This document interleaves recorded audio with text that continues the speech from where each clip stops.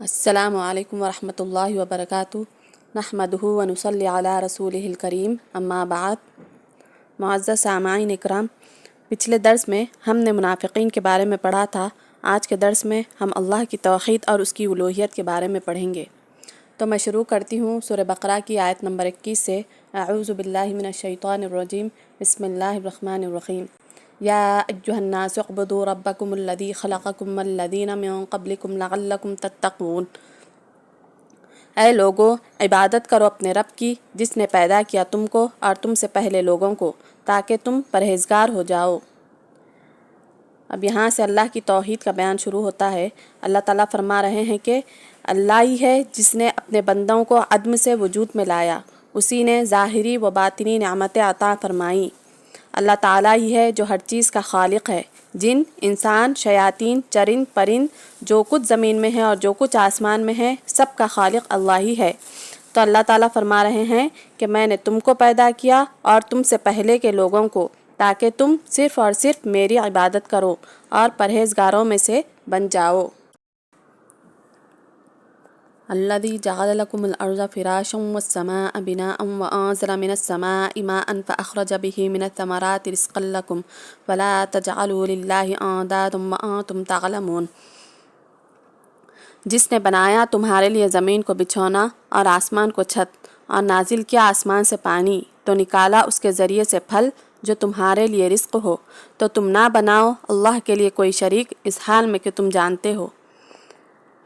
یہاں پر اللہ تعالیٰ اپنی نشانیاں بیان فرما رہے ہیں کہ اللہ نے پہلے تو تمہیں پیدا کیا، پھر تمہارے لیے زمین کو بچھونا بنایا تاکہ تم اس میں چل سکو اور رہ سکو، اور آسمان کو محفوظ چھت بنایا، پھر نکالا اس کے ذریعے سے پانی، پھر اس پانی سے طرح طرح کے پھول پھل پیدا کیے جس سے لوگ فائدہ اٹھائیں اور جانور بھی، اور طرح طرح کی غذائیں پہنچائی۔ تو بس اللہ ہی ہے جو برکتوں والا اور تمام عالم کو پالنے والا ہے۔ تو سب کا خالق، سب کا رازق، سب کا مالک اللہ ہی ہے، تو لہٰذا تم اللہ کے ساتھ کسی کو شریک نہ ٹھہراؤ جبکہ تم جانتے ہو۔ وَإِن كُنتُمْ فِي رَيْبٍ مِّمَّا نَزَّلْنَا عَلَىٰ عَبْدِنَا فَأْتُوا بِسُورَةٍ مِّن مِّثْلِهِ وَادْعُوا شُهَدَاءَكُم مِّن دُونِ اللَّهِ إِن كُنتُمْ صَادِقِينَ۔ اور اگر تم شک میں ہو جو کچھ ہم نے نازل کیا ہمارے بندے پر، تو لاؤ اس جیسی صورت اور بلا لو اپنے مددگاروں کو اللہ کے سوا اگر تم سچے ہو۔ اس آیت میں توحید کے بعد اب نبوت کی تصدیق کی جا رہی ہے۔ تو یہاں پر کفار مکہ کو خطاب کر کے فرمایا جا رہا ہے کہ ہم نے جو قرآن پاک اپنے بندے حضرت محمد صلی اللہ علیہ وسلم پر اتارا ہے۔ یہ کفار مکہ کیا کرتے تھے؟ قرآن کو اللہ کے کلام ہونے پر شک کرتے تھے۔ تو اللہ تعالیٰ فرما رہے ہیں کہ ہم نے جو قرآن پاک کو اپنے بندے حضرت محمد صلی اللہ علیہ وسلم پر اتارا ہے، اگر تم اس کو ہمارا کلام نہیں مانتے تو تم اور تمہارے مددگار سب مل کر پورا قرآن نہیں تو کم سے کم ایک سورت تو اس جیسی بنا لاؤ اگر تم سچے ہو۔ اور اگر تم ایسا نہیں کر سکتے اور اس سے عاجز ہو تو پھر اس قرآن کے کلام اللہ ہونے میں کیوں شک کرتے ہو؟ یعنی یہ لوگ جو سو قرآن کو اللہ کے کلام ہونے پر شک کرتے تھے۔ تو اللہ تعالیٰ فرما رہے ہیں کہ جو سو اگر تم اور تمہارے مددگار بھی جمع ہو جائیں تو کیا کرو، کم سے کم پورا قرآن نہیں تو ایک جیسی بھی صورت بنا کر لاؤ۔ اگر جو تم دعویٰ کر رہے ہو نا یہ اللہ کا کلام نہیں ہے، تو تم ایک جیسی تو صورت اس جیسی بنا لاؤ اگر تم سچے ہو۔ اور اس میں کیا کرو، تم اپنے معبود جو تم اپنے بنا رکھے ہیں نا انہیں بھی بلا لو اور ان سے بھی مدد چاہو، پھر اس جیسی ایک ہی صورت بنا کر دکھا دو۔ اللہ تعالیٰ ان کو کیا کر رہا ہے؟ چیلنج کر رہا ہے، کیونکہ یہ لوگ کیا کر رہے تھے؟ اللہ کے کلام ہونے پر شک کر رہے تھے۔ تو اللہ تعالیٰ ان کو چیلنج کر رہا ہے کہ جیسے تم اور تمہارے جو بھی معبود ہے جنہیں تم پوچھتے ہو انہیں بھی جمع کر لو اور ان سے بھی مدد چاہو، تو تم کیا کرو، اس جیسی ایک ہی صورت تو بنا کر دکھا دو اگر تم سچے ہو تو۔ فَإِن لَّمْ تَفْعَلُوا وَلَن تَفْعَلُوا فَاتَّقُوا النَّارَ الَّتِي وَقُودُهَا النَّاسُ وَالْحِجَارَةُ أُعِدَّتْ لِلْكَافِرِينَ۔ بس اگر تم نہ کر سکو اور ہرگز نہ کر سکو گے تو ڈرو اس آگ سے جس کا ایندھن لوگ اور پتھر ہوں گے، جو کافروں کے لیے تیار کی گئی ہے۔ اب اس آیت میں ان لوگوں کو ڈرایا گیا ہے جنہوں نے شک کیا تھا کہ قرآن اللہ کا کلام نہیں ہے، تو اللہ تعالیٰ بھی کیا کر رہا ہے، ان کو چیلنج کر رہا ہے کہ اس جیسی ایک ہی آیت لا کر تو دکھا دو۔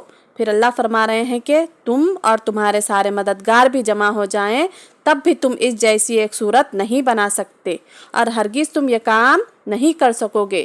تو تم کیا کرو پھر، جہنم کی ایسی سخت آگ سے بچنے کا سامان کرو جس کا ایندھن آدمی اور پتھر ہوں گے، اور وہ تم جیسے ہی لوگوں کے لیے، یعنی تم جیسے ہی انکار کرنے والوں کے لیے کیا ہے، تیار کی گئی ہے۔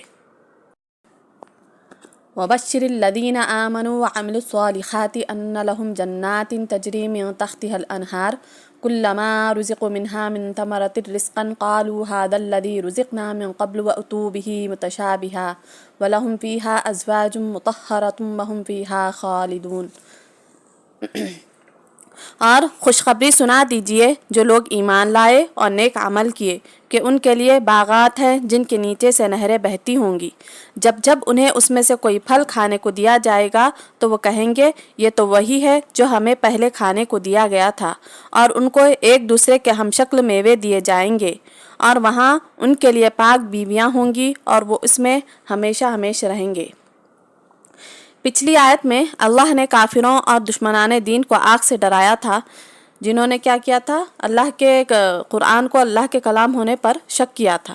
اب اس آیت میں اللہ تعالیٰ نے ایمانداروں اور نیک صالح لوگوں کے ثواب کا ذکر فرما رہے ہیں کہ اللہ تعالیٰ اپنے نبی صلی اللہ علیہ وسلم سے فرما رہے ہیں کہ اے نبی آپ ان لوگوں کو خوشخبری سنا دیجئے جنہوں نے ایمان لایا اور ایمان لانے کے ساتھ ساتھ کیا کیے، نیک اعمال بھی کیے، تو انہیں ایسے باغات دیے جائیں گے جن کے نیچے سے نہریں بہتی ہوں گی، اور انہیں اس میں سے کھانے کو پھل دیا جائے گا، تو وہ لوگ یہ کہیں گے یہ تو وہی ہے جو ہمیں ابھی کھانے کو دیا گیا تھا۔ یعنی جب انہیں پھل دیا جائے گا تو یہ لوگ کیا کہیں گے، یہ تو وہی ہے جو ہمیں ابھی کھانے کو دیا گیا تھا۔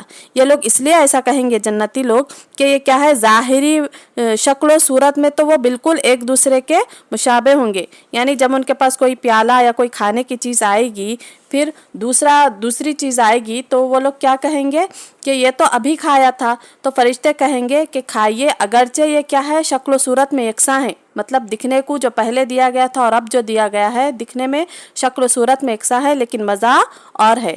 اور فرمایا جا رہا ہے کہ وہاں جنتیوں کے لیے کیا ہوں گی، پاک بیویاں ہوں گی۔ اب یہاں پر پاک بیویوں کا کیا مطلب ہے؟